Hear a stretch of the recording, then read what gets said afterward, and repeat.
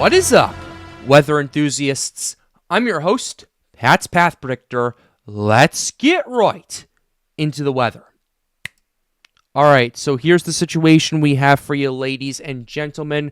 We have some stuff to go over today. We have some new model runs calling for some potentially big tropical development happening in parts of the Caribbean and in the Gulf in the next 7 days. We're going to be talking about that today. We're also going to be breaking down how realistic all of this is, and just ultimately what are the chances that this could happen, and what are the conditions that are for and against it. So this is going to be a comprehensive breakdown as to those probabilities. So if you're tuning in from Florida and the southeastern United States, you're going to want to watch out for this as we start to dive in and as we start to look into this whole situation.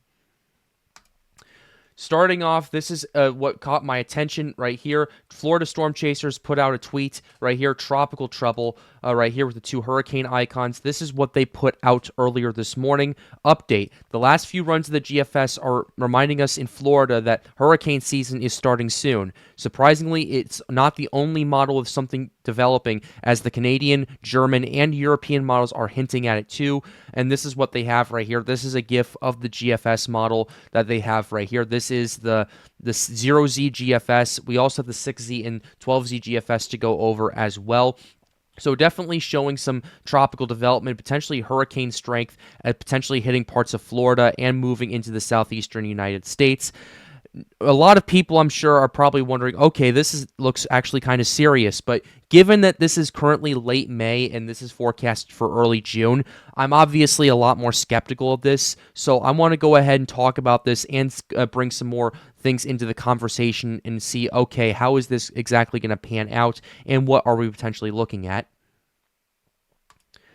So starting off, we're going to go ahead and zoom in real quickly to the Western Atlantic. We have the European, the GFS, and a few other runs. We're going to start with the GFS. We'll show the 0Z, 6Z, and 12Z GFS just to kind of give some context and to kind of look and go, okay, why is the GFS going for this right here? And we'll first show the runs, and then we'll break it down. How does that sound? So let's go ahead and start with the 0Z GFS. This was initialized last night, so not much is going on the next couple of days. However, you do have a low pressure system starting to get its act together around 84 hours out. So this is May 30th. This would be on Sunday, actually Saturday morning right here. And then as the time continues to go on, you have more vorticity, you have more of a systematic development going on and off the coast and kind of on the coast of the Yucatan Peninsula as well. And then you have the system emerging off the coast of Mexico on June 2nd, and that before emerging into the Gulf region and starting to organize and get its act together,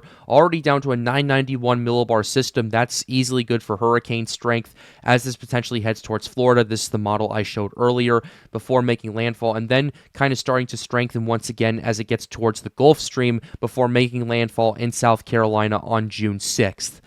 Obviously, there are quite a few problems with this run, but we'll get into that in just a second. So we'll break it down in a little bit, but this is what we're looking at according to the GFS 0Z right here. Pulling up the 6Z now. The 6Z is also kind of interesting, so casing another sign of tropical development. You have starting about 5 days out, so this is for June 1st.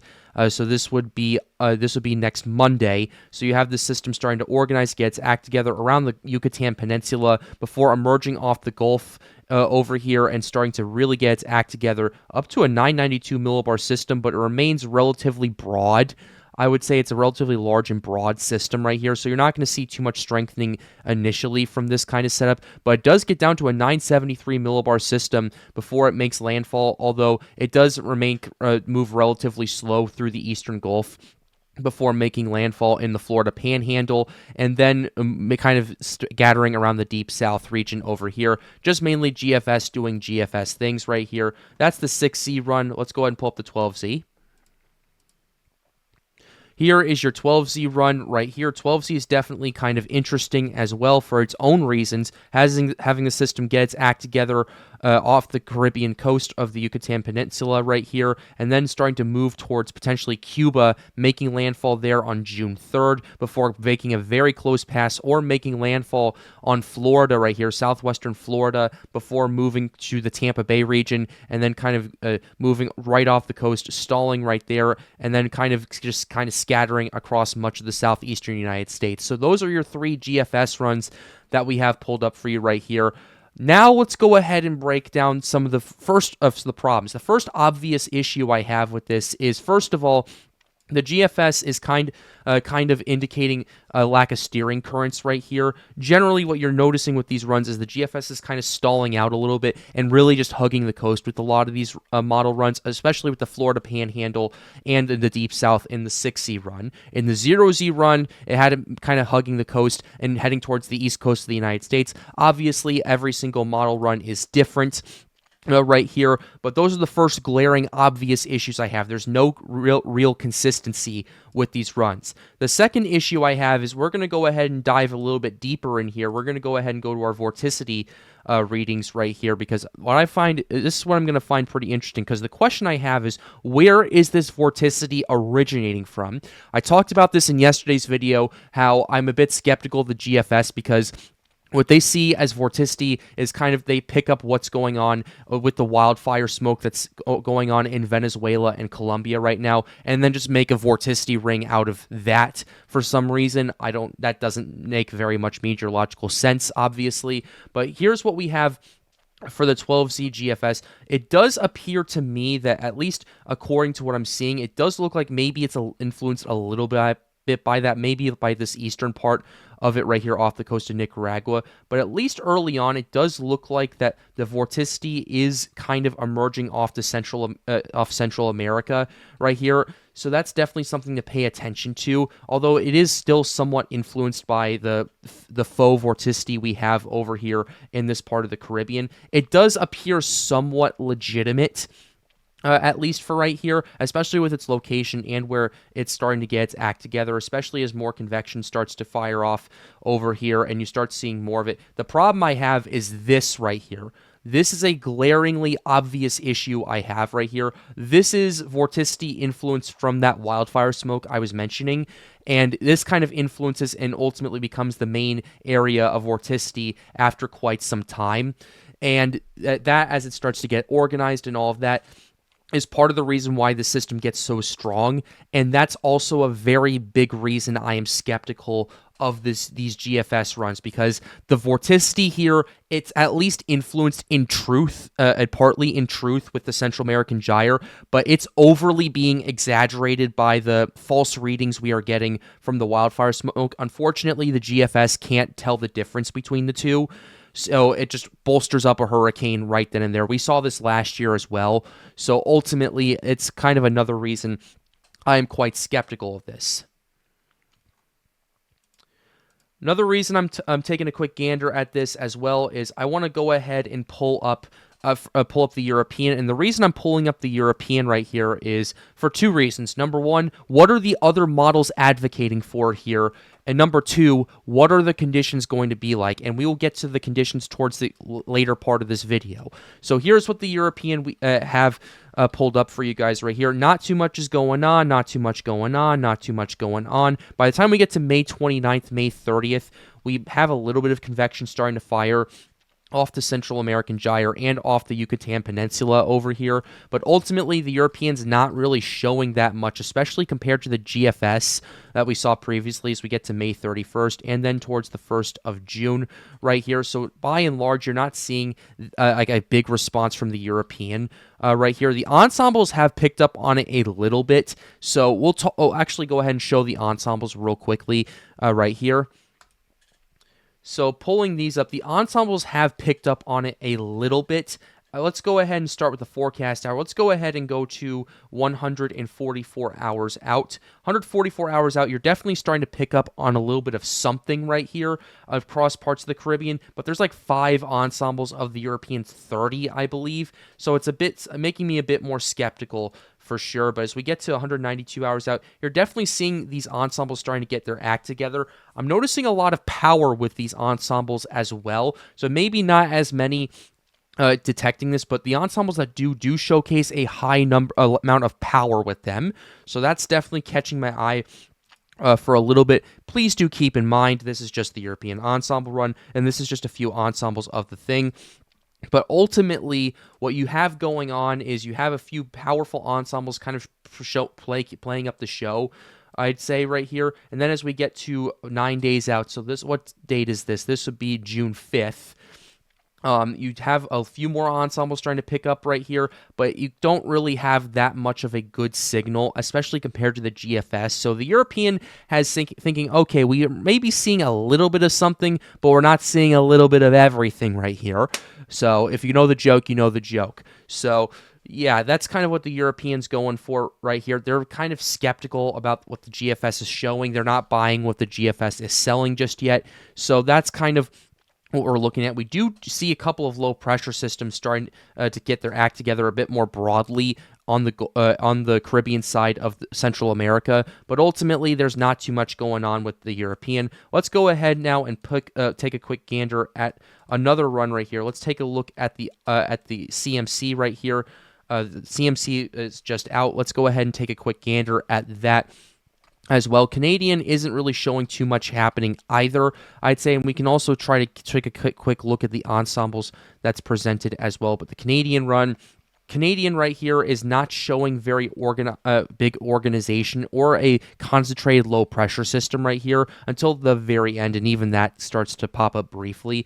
So there's not too much really going on with the Canadian. And lastly, let's go ahead and pull up the icon, which is kind of iconic for getting things wrong. Yes, we're bringing these jokes back. Get used to that. But here's the icon run. This is the 12Z icon, so this kind of corroborates the GFS a little bit. So here's what we got for that going on. So this goes out to 180 hours out. So you have the system starting to get really not much going on, at least according to what we saw with the GFS. The icon maybe shows a little bit of something going on, like a very broad low pressure system, but overall nothing too much more than that at this current point. So maybe a few hints here and there of tropical development, but by and large, the only model that's really picking up on this is the GFS, and given the history that the GFS has had, I'm a bit more skeptical of just the kind of dynamic of this tropical development, and I don't think the NHC is taking too much stock into this either, mainly because they don't even have an area of interest developed or tagged or anything like that. So that's kind of what we're looking at with our model runs right here. Let's go ahead and take a quick look at the conditions just in case to go, okay, we've seen the model runs, but what are the conditions looking like? Because we've seen in years past, models are one thing, but conditions are a whole other ballpark, Patrick. So what are the conditions looking like? Let's go ahead and pull them up. Starting off right here, we have our water temperatures. I know you guys love these trusty dusty water temperatures right here as I go over this. So here's the situation that we got for you guys right here. Across this part of the Caribbean and in the Gulf region where this system would allegedly go, plenty of warm water. No question in my mind that the water is warm enough for tropical development. What's wrong? We have three other things we need to go over. So here's the water temperatures, 28 degrees Celsius, drops off a little bit in the Gulf region right here. Water temperatures have warmed up quite a bit in this region of the Atlantic as well, especially as it's more concentrated. And as we're getting in more omega block pattern, that's going to be moving through much of the United States. That's going to mainly keep a lot of the mesoscale convection out of the Gulf as well, like severe weather, like fronts and all that stuff. So it's going to give the at least the high pressure system is going to give the Gulf more time to warm up and potentially warm up a pretty good bit by the time it leaves the eastern United States, because that's going to be a big deal, especially as we get towards the tropics and as it influences more synoptic water bodies of water like the Gulf and the Caribbean Sea. So that's what we're looking at. Water temperatures, pretty good for tropical development. Here is our ocean heat content just to kind of corroborate this. OHC is definitely quite something as well. Ocean heat content remains pretty concentrated in the northwestern Caribbean Sea and in the loop current in the Gulf right here. Keep in mind, this is late May. By the time we get to early mid-July is when that OHC is really going to start surging, and you're really going to start noticing those differences right here. However, as you take a quick gander at this, OHC is definitely increasing in parts of the Caribbean Sea, and in the loop current, it's remained quite concentrated at around 75 to 100 OHC in there as well. So any tropical cyclone that does end up developing in optimal conditions will have plenty of ocean heat content to work with. At least if we stop the OHC warming and we stop the water temperature warming for right now, if it develops off the Central American gyre, there's no shear, no dry air that could influence it. And we just run this on water temperatures alone. Plenty of OHC for the system to get its act together. So that's kind of your situation. But now we're wondering, why can't tropical cyclones just develop right here? Well, there's two reasons for that. The first reason is the wind shear. Wind shear is basically basically how strong your wind is, and basically it's also an indicator of your change in wind with height. And basically, in layman's terms, right there, wind shear equals bad for hurricanes. What hurricanes need is they need some wind shear, like a good 5 to 10 knots of shear for the cyclone to rotate and for a good amount of vorticity to kind of get picked up in it. But they don't need anything more than like 20 knots of wind shear for big strengthening to happen, or really it's not the most optimal for development. And the reason for that is because wind shear disrupts the flow, because how it works is the water as it evaporates, it moves through the center of circulation, or the eye of a hurricane, and as it moves further up into the atmosphere, it cools, it produces clouds, and those clouds end up going and spreading outward into the cyclone. That's how hurricanes are typically fed, and that's why that's typical with really any warm core type system. Right there, they rely on the evaporation of the water temperatures. Wind shear disrupts that flow, and that's why you don't typically see hurricanes develop in 50 knots of wind shear. So that's what we're looking at right here. The wind shear, I've talked about this in yesterday's video, and I'm going to talk about this again. It seems to me that this is more of a wild card compared to what I've seen previously. The wind shear definitely is relatively strong.